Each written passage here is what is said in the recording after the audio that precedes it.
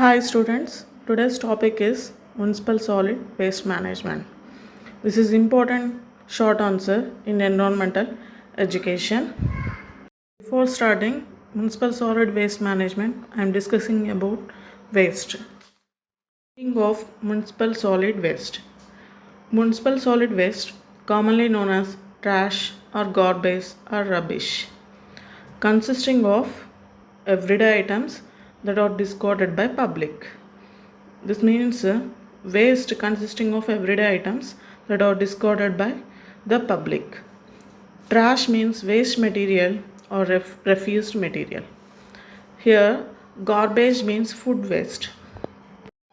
Waste are unwanted or unusable materials. Waste is any substance which is discarded after primary use or is worthless or defective and of no use. Municipal solid waste examples includes those are household refuse, water, wastewater such as sewage, which contains bodily waste like feces and urine, and also radioactive waste and others.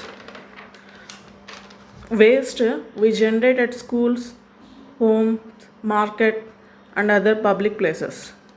They are also from industries, farms, and also from hospitals or pharmaceuticals and other resources. From these areas, waste is producing. Now we are discussing about municipal solid waste management. This matter is having in your book. I am giving clear explanation to this matter. So learn carefully. Accumulation of municipal solid waste in urban areas is causing environmental hazards. Integrated solid waste management aims to reduce the amount of waste being disposed.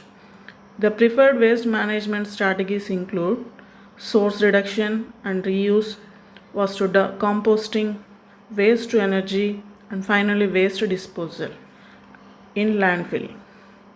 Now I am giving explanation to this matter.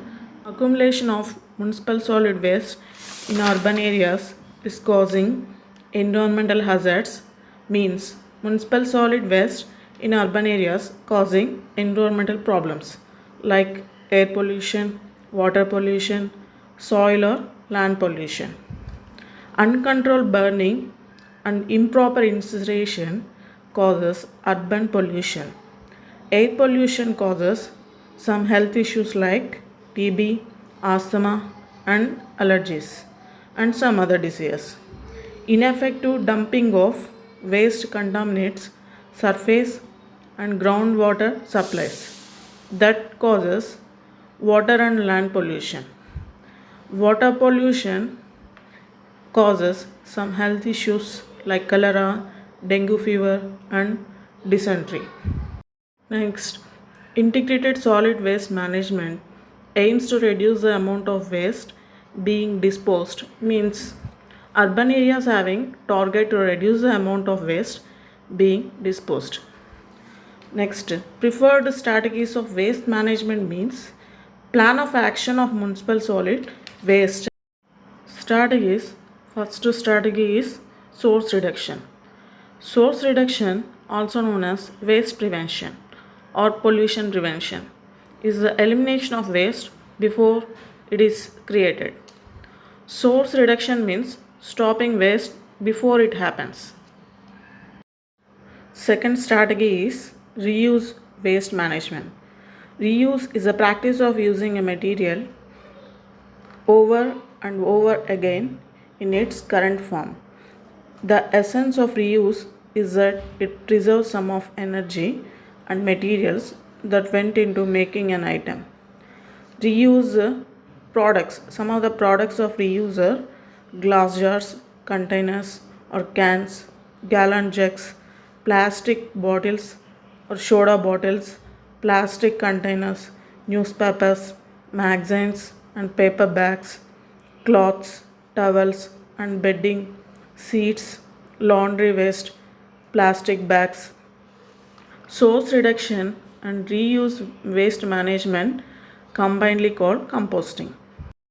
Another strategy of municipal waste management is composting. Composting is organic material that can be added to soil to help plants grow. All composting requires three basic ingredients. First one is browns.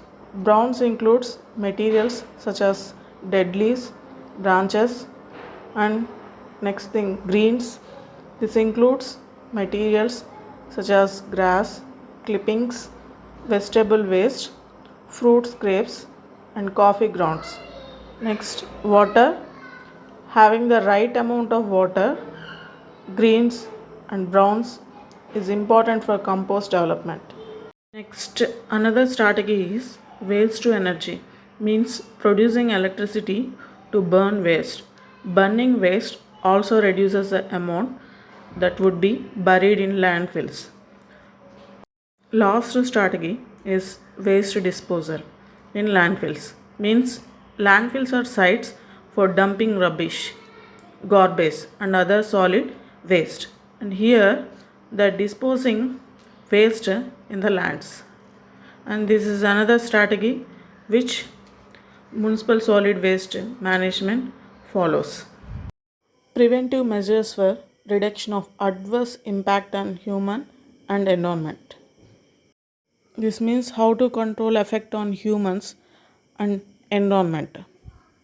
In this, first point is waste generation should be decreased. Second point is promoting the production of goods that minimize waste generation after use. Next point is material recycling and recovery should be increased. Next one is municipalities should increase their level of service to public regarding the sorting of waste.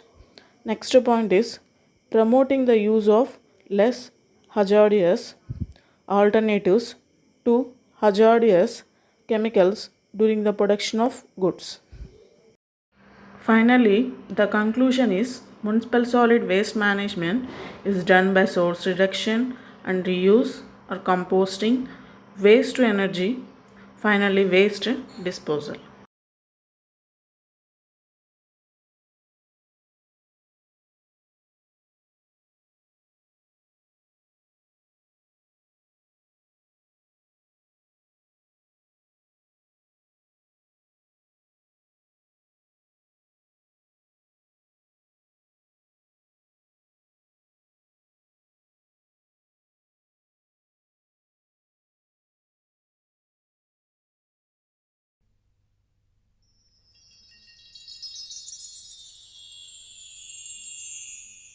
The production of waste in general and domestic waste in particular is one of the most characteristic features of development of our society in this century. The quality and composition of our waste are indicators of our habits as consumers and our concern for the environment. It is said that by analyzing the contents of a bag full of rubbish, we can find out about the living standards, way of life, and even the age and gender of the people who have helped to fill it up. Man has always produced waste, but the problems created due to the high levels of production and low levels of recycling have never been as serious as they are now. Large quantities of refuse, which will never be used again, have created large heaps. This has broken what is essential for the economy of ecosystem, that is continuous cycling of the resources so that we can use and renew them again. With rapid increase in population, the municipal solid waste in our country has increased several fold in the last few years. The management of this waste is the responsibility of local municipal bodies. Management of solid waste involves various steps. These are collection of waste, transportation of waste, disposal and treatment of solid waste. For the collection of solid waste, two systems are commonly used: house-to-house collection system, community bin system. House-to-house collection system. House to house collection is by far the best method of collecting refuse. This system is very popular in developed countries. In this system, house waste is dumped in special plastic bins from which the waste is collected by vehicles. The days of collection are pre-decided. For the success of the system, coordination between people and collection vehicles is essential. In the community bin system, first the waste is collected manually by sweepers in small hand carts or baskets and then dumped into nearby community bins. Household waste is also dumped in these bins by people. Once the community bins are filled, they are lifted and transported to landfill sites and emptied there. In most developing countries, including India, community bin system is followed for collection of household and roadside waste. In addition to households, waste from markets, schools, hospitals, parks, railway station and bus stand are also collected. The amount of organic matter in solid waste in India and other developing countries is much higher than in developed countries. This large organic fraction tends to decompose at a faster rate at ambient temperature. Therefore, it is necessary to collect and remove it as quickly as possible. Transportation. Various types of vehicles are used to transport the collected waste to processing and disposal site. In small towns and cities, carts are used for transportation, while in big cities, waste is transported by automated vehicles like trucks, tractor trolleys, etc. Dumper placer vehicles can carry the large community bin or container which is mechanically lifted and loaded onto the vehicle. Various points need to be considered when deciding on the right system to be used for transporting municipal solid waste. The vehicle should have a low loading height, maximum up to 1.5 meters. Waste should be covered during transportation. The vehicle should be fuel efficient. It should have a rugged construction with anti-rust paint. The route should not be fragmented or overlapping. Routes with heavy traffic should be served before or after the rush hour. Routes should be mapped for more efficient and effective transportation.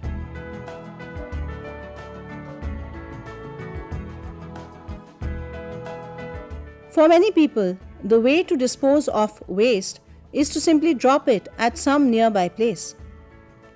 Open, unregulated dumps are still the predominant method of waste disposal in most developing countries, including India. Huge heaps of open garbage is a common sight on the outskirts of our small and big cities, often visited by rag pickers, domesticated animals, birds, etc., creating environmental hazards and posing a threat to the health of thousands of residents. Most developed countries forbid open dumping, at least in metropolitan areas, but illegal dumping is still a problem. A few guidelines need to be followed while selecting a dumping site. The dumping site should be away from the city or town, but it should be easily approachable throughout the year. The disposal site should be on downward side of the town or city. Hydrogeological investigation of the disposal site should be done periodically because rainwater percolating through the waste tends to carry large amounts of pollutants to the groundwater if the underlying strata is pervious or fissured.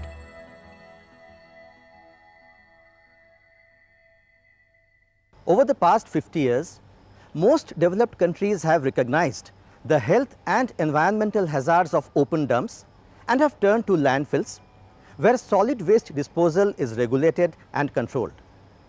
In this method, waste is leveled in layers, compacted and covered with earth. Bacteriological, physical and chemical changes occur in buried waste.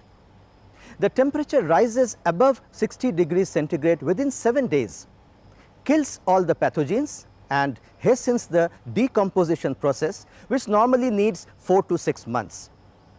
This method was first tried in England in 1916. Although it was hoped that most of the landfilled material would biodegrade, in reality most of the landfilled material from the past 40 years in US is still present in the landfill sites, mainly because of lack of desirable conditions. Thus, the landfills are acting as chemical repositories, releasing pollutants in the form of dissolved salts, heavy metals and synthetic organic compounds in the groundwater and in the air as greenhouse gases such as nitrous oxide, methane and carbon dioxide. A modern sanitary landfill is more advanced and is designed to meet exacting standards with respect to containments of all kinds.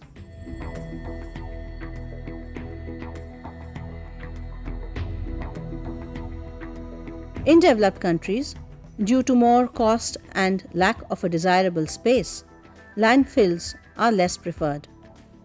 These countries nowadays either recycle and minimize their waste or export it to other less developed countries.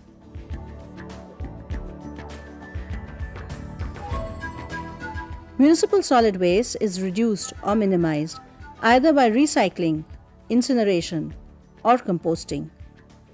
These methods are widely used in densely populated areas where land is not available for landfills.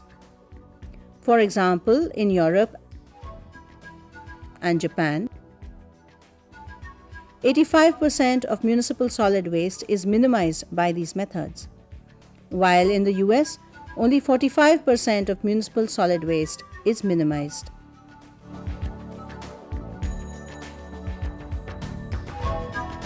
In incineration, waste is hygienically reduced by burning. The heat derived during this process is converted into other forms of energy. By this method, 90% volume of waste is reduced, but it causes air pollution. Besides, incinerator ash contains concentrated toxic materials such as dioxin, furans, lead, and cadmium, which make it highly hazardous. Most Indian waste is too wet with low calorific value of about 2000 kilocals per kg, which does not permit self-sustained burning in an incinerator. Only hospital waste, which is particularly hazardous, is best disposed by incineration. Incineration is widely practiced in Western countries since municipal solid waste in the West has a much higher calorific value and is dry too.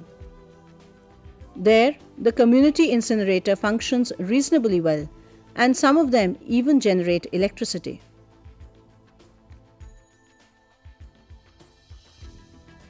Recycling involves the collection of certain types of trash, separating them into their components, and using these components to make new products. Materials that can be recycled include aluminum cans, plastics, glass, paper, cardboard, metal, etc. The components of domestic waste commonly extracted for industrial use are paper for repulping, textiles for making paper and machinery wipers, etc., metals for remaking, glass for remelting, rubber for downgrade use, plastics for production of inferior grade plastic. It is necessary to separate these materials before recycling.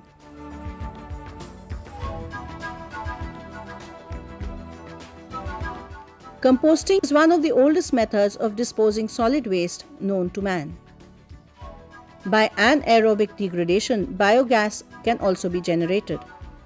Waste with high organic compound is ideally suited for conversion into organic fertilizer rich in nitrogen, phosphate and potash by composting. In India, composting is the best method of disposal of municipal solid waste.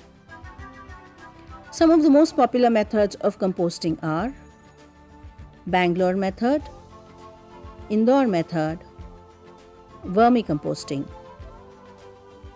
Bangalore method. In this method, alternate layers of waste and night soil are laid out in pits and then allowed to decompose for 4 to 6 months. When the waste is completely degraded, the resulting compost can be taken out for use. Indore method. This method of composting in pits is similar to Bangalore method, except that here turning of waste is done at specific intervals of 4 to 7 days or 5 to 10 days. By turning, aerobic conditions are well maintained to ensure high temperature and uniform composting. By this method, composting is completed in a period of 13 to 27 days. Vermicomposting. In recent years, earthworms have been used for degrading organic household waste.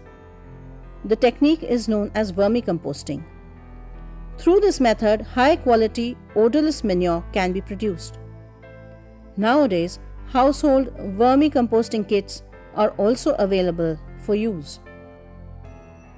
Reducing waste by composting is not only economical, it is by far the less polluting and sustainable method too.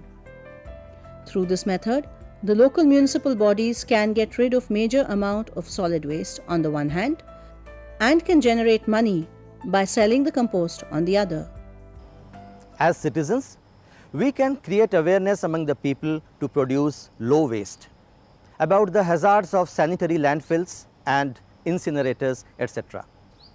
We can also create a network of people who are interested in improving the living conditions and creating a hygienic environment.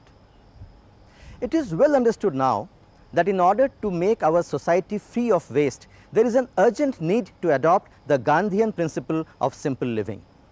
We must understand that the best and cheapest way to have less waste and less pollution created by us is to produce less waste and to reuse and recycle most of the material that we produce.